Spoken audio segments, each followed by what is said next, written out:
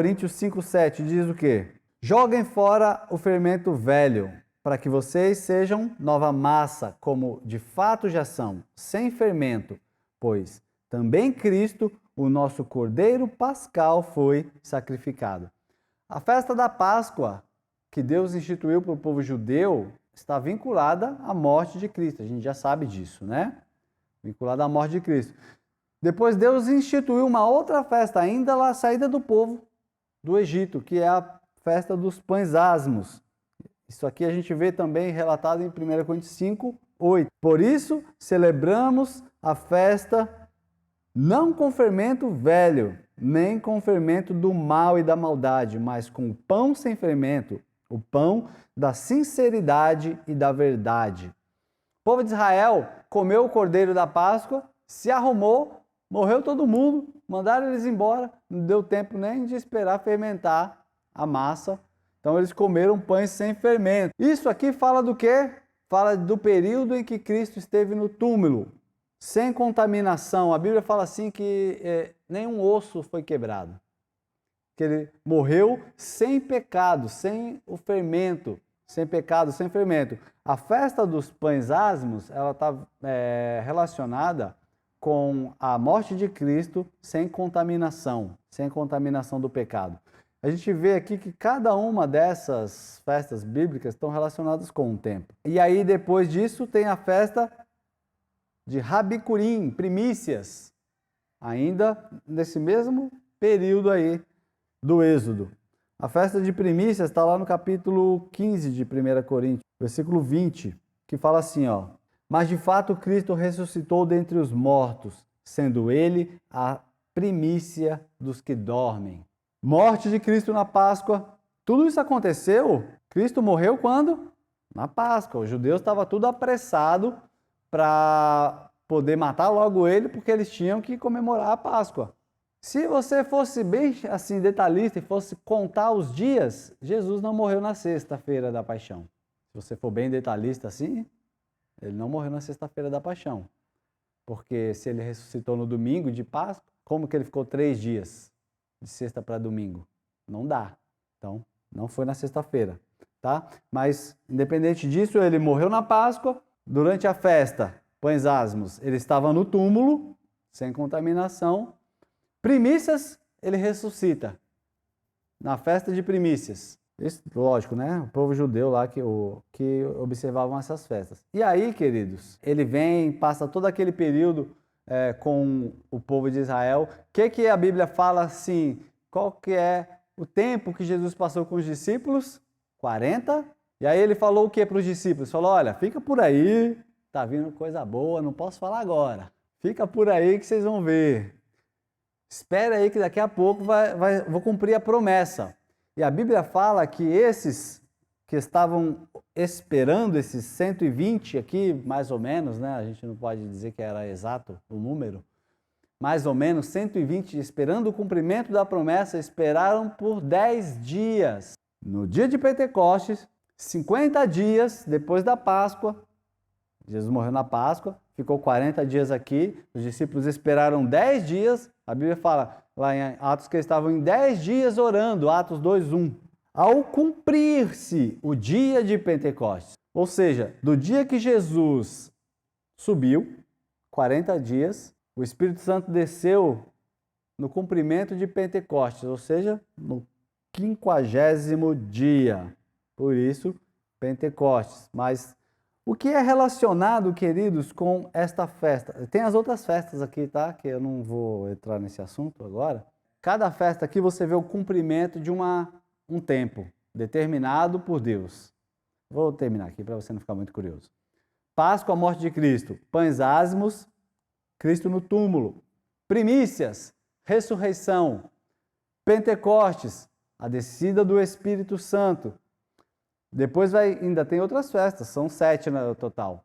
Tem a festa de Yom Teruah, festa de trombetas, fala do arrebatamento. Depois vem Yom Kippur, expiação, é a tribulação, onde o povo de Israel vai ser expiado o seu pecado, eles vão acreditar em Jesus. E por último, tabernáculos, que simboliza o milênio, o reino de Cristo na terra, onde nós vamos morar, tabernacular, né, com ele. Tem os versículos aí, depois você lê lá. Agora o que eu quero aqui é Espírito Santo. O que era, queridos, a comemoração de Pentecostes, lá em Atos? A Bíblia fala que tinham 16 nações diferentes ouvindo os apóstolos falando em outras línguas. Por que esse povo todo estava ali? De outras regiões, outras localidades, nem falavam nem o mesmo dialeto. Porque eles estavam indo cumprir a festa de Shavuot, levar as sementes para comemoração da festa de Shavuot. E aí o que aconteceu?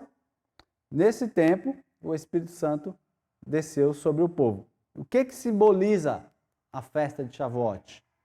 O povo judeu comemora por quê? Por causa da entrega da lei. Deixa eu ler mais umas coisinhas para vocês aqui que eu tinha anotado. Diz lá em Ezequiel 11, 19 e 20. Deus fala que ele vai pôr o Espírito dele no coração do homem. Vamos ler esse aqui que está na apostila. Para vocês não acharem que eu estou fugindo do assunto, tá?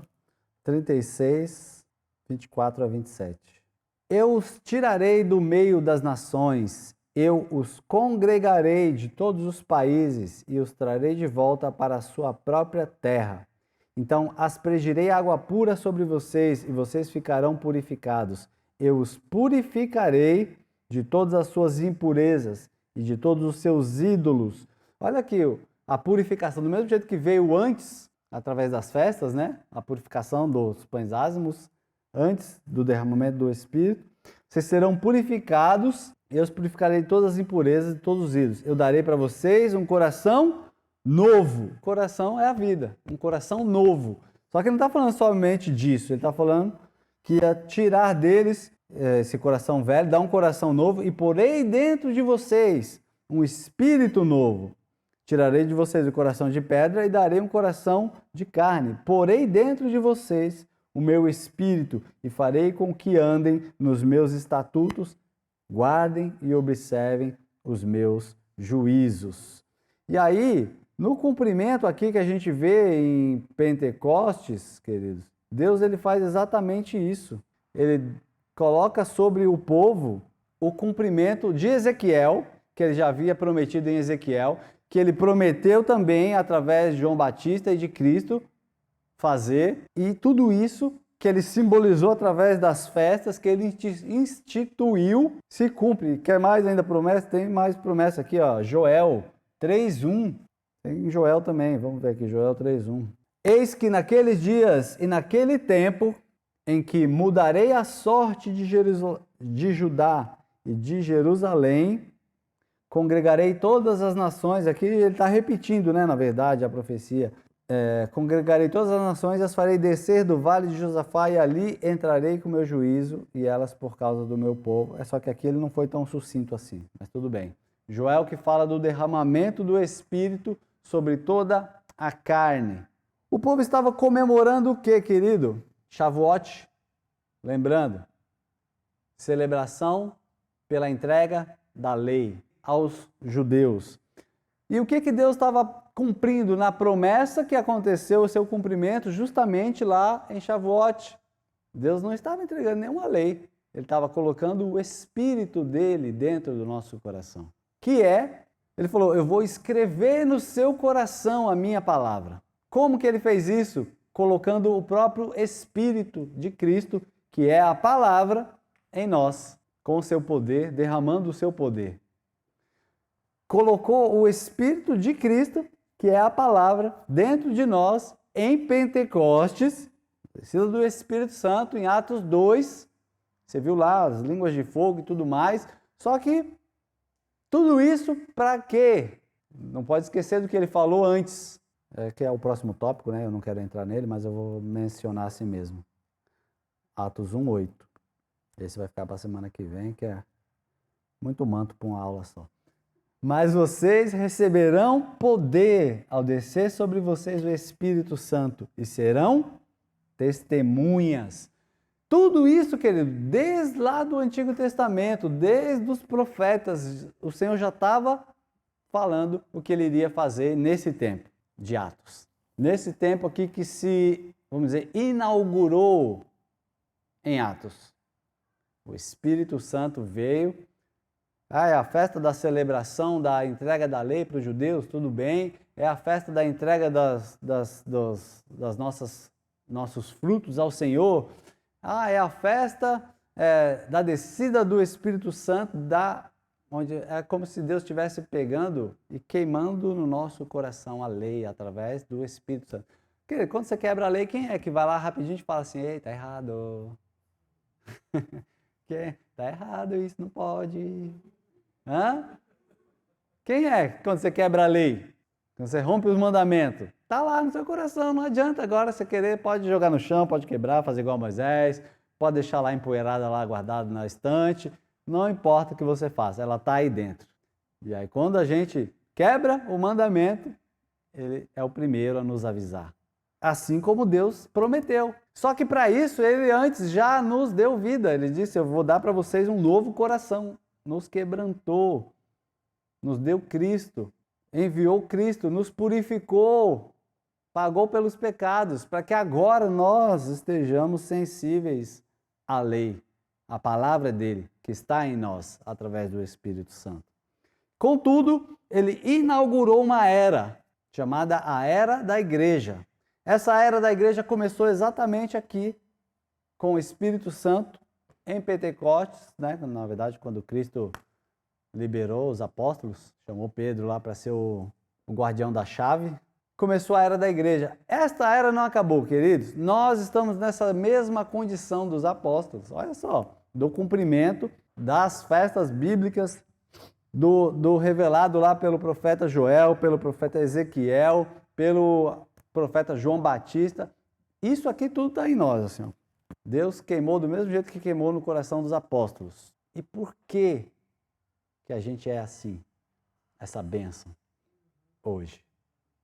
Está faltando alguma coisa? Não está. Tem o Espírito, tem um novo coração, já teve o sacrifício, tem tudo. O livro de Atos não acabou porque Deus está falando assim, vocês, vamos dar continuidade aí, minha gente, vamos agilizar o processo aí porque eu preciso voltar. A próxima festa tem que chegar. As trombetas soarão. Essa é a próxima festa. E aí o que vai acontecer?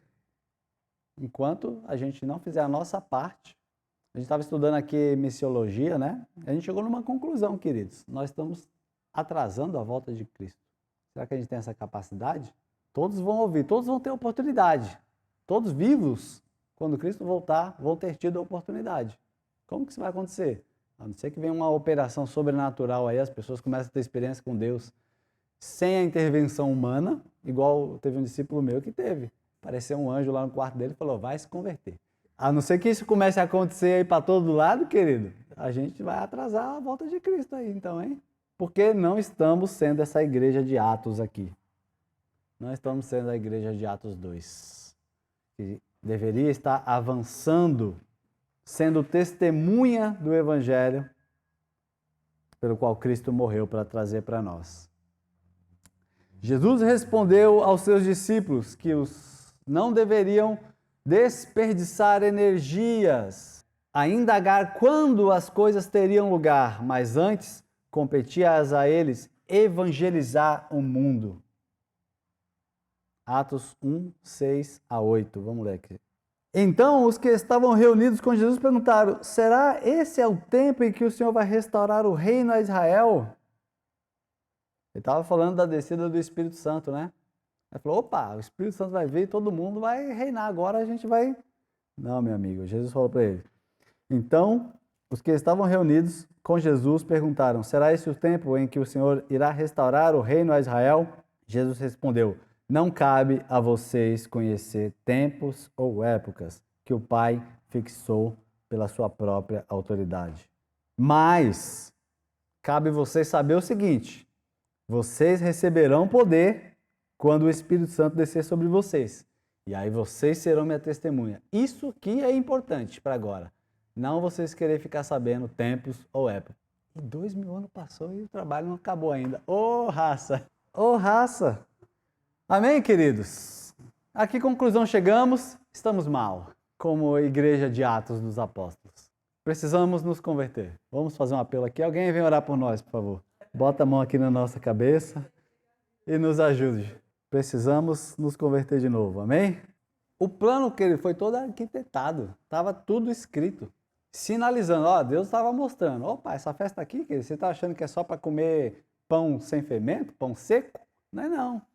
Essa outra aqui, você está pensando que é só para ficar entregando molhos e comemorando? Ah, ele deu a lei. Não, não é só isso não. Significa algo extraordinário, muito maior. Essa lei aí, ela vai ser queimada no seu coração. É igual tatuagem, né? Tatuada no seu coração. Não tem como tirar mais. Toda vez que você quebrar ela, o sinalzinho vermelho toca. Errou! É isso, amados. Que Deus nos ajude, nos dê graça para voltarmos a ser uma igreja de Atos dos Apóstolos.